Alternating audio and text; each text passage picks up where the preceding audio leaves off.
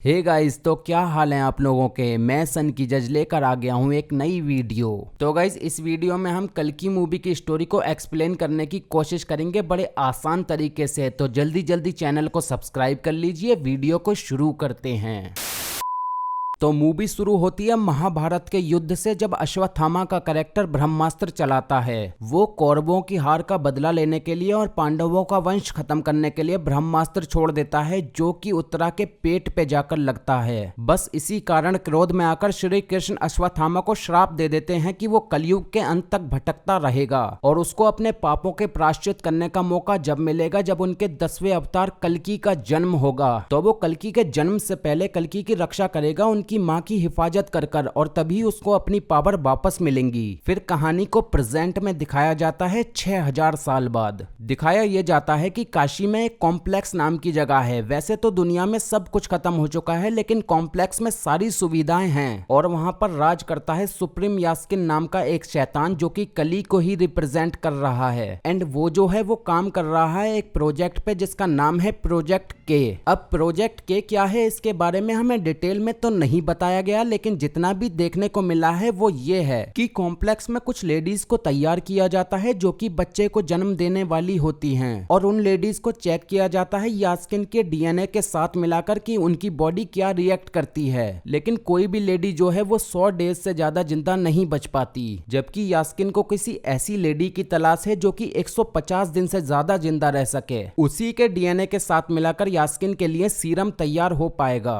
यास्किन को सीरम की इसलिए जरूरत है क्योंकि यास्किन की पूरी तरह से बॉडी खत्म हो रही है जलकर, और उसके अंदर की एनर्जी बाहर आ रही है। लेकिन उसके सारे एक्सपेरिमेंट फेल होते जा रहे हैं और उसको आज तक एक भी लेडी ऐसी नहीं मिली है जो कि 150 डेज का टाइम पूरा कर सके। फिर एक दिन वहां पर पता चलता है कि कॉम्प्लेक्स में एक सम 80 नाम की लेडी है जो कि 150 डेज क्रॉस कर चुकी है और वो अपने बेबी को अभी तक कैरी करे हुए है। अब जब कॉम्प्लेक्स में सम 80 के बारे में पता चलता है तो उसको जबरदस्ती पकड़कर मशीन में डाला जाता है। अब होता क्या है, सम 80 की पावर्स के कारण उनका मशीनरी सिस्टम फेल हो जाता है, लेकिन फिर भी एक बूंद सीरम उस मशीन में रह जाता है जो कि सम 80 के अंदर से निकला था। उसके बारे में हम आगे बात करेंगे। अब होता क्या है, मशीनरी सिस्टम फेल होने की वजह से वहां पर भगदड़ मच जाती है और इसी का ही फायदा उठाकर एक खुफिया एजेंट सम 80 को निकाल लेती है। एंड वो जो एजेंट है वो शंभाला नाम की एक खुफिया जगह है, वहां के लिए काम करती है। शंभाला के जो लोग हैं वो बुराई को खत्म करने के लिए काम करते हैं और अच्छाई को कायम करते हैं। फिर आगे हमें अश्वत्थामा का कैरेक्टर दिखाया जाता है जो कि इंतजार कर रहा है सम 80 का, जो कि कल्कि की मां है। एंड वहीं अश्वत्थामा का इंतजार भी खत्म हो जाता है। अश्वत्थामा का पावर स्टोन ग्लो करने लगता है एंड वो स्टोन एक लड़की के जरिए अश्वत्थामा तक पहुंच भी जाता है। वो स्टोन के ग्लो करने का मतलब ही यही है कि कल्कि अवतार जन्म लेने वाला है। तो वहीं पर अश्वत्थामा की पावर्स वापस आ जाती हैं और वो निकल पड़ता है सम 80 की तलाश में। दूसरी तरफ हमें भैरवा का कैरेक्टर दिखाया जाता है जो कि 1 मिलियन यूनिट जमा कर रहा है कॉम्प्लेक्स के अंदर जाने के लिए, क्योंकि कॉम्प्लेक्स के अंदर जाने के लिए 1 मिलियन यूनिट लगते हैं। अब भैरवा का जो कैरेक्टर दिखाया गया है वो काफी मस्ती मजाक वाला है, वो चीजों को सीरियसली नहीं लेता। फिर उसके 1 मिलियन यूनिट के जुगाड़ करते करते पता चलता है सम 80 के बारे में। अब जो भी सम 80 को पकड़कर कॉम्प्लेक्स तक लाएगा उसको 5 मिलियन यूनिट का इनाम दिया जाएगा। बस इतना पता लगते ही भैरवा सम 80 के पीछे पड़ जाता है उसको कॉम्प्लेक्स तक ले जाने के लिए। दूसरी तरफ अश्वत्थामा भी सम 80 को ढूंढ लेता है और उनको प्रोटेक्ट करने लगता है। इसीलिए हमें अश्वत्थामा और भैरवा की काफी बार बैटल देखने को मिलती है, लेकिन हर बार अश्वत्थामा भैरवा को धूल चटा देता है और उसकी घुइयां सी छील देता है। अब आगे जाकर कॉम्प्लेक्स के जो लोग होते हैं उनको भी पता चल जाता है कि सम 80 को शंभाला में रखा हुआ है और वो अचानक से वहां पर हमला कर देते हैं। वहीं अश्वत्थामा और भैरवा की बैटल भी चल रही होती है। इसी बीच में सम 80 जो है वो किसी तरह नीचे गिर जाती है जिसको अश्वत्थामा नहीं पकड़ पाता, लेकिन भैरवा जो है वो सम 80 को बचा लेता है। फिर वहीं कुछ अनएक्सपेक्टेड सा होता है। सम 80 को बचाने के बाद अश्वत्थामा का कैरेक्टर भैरवा को जोर का पंच मारता है और भैरवा बेहोश हो जाता है, फिर नहीं उठता।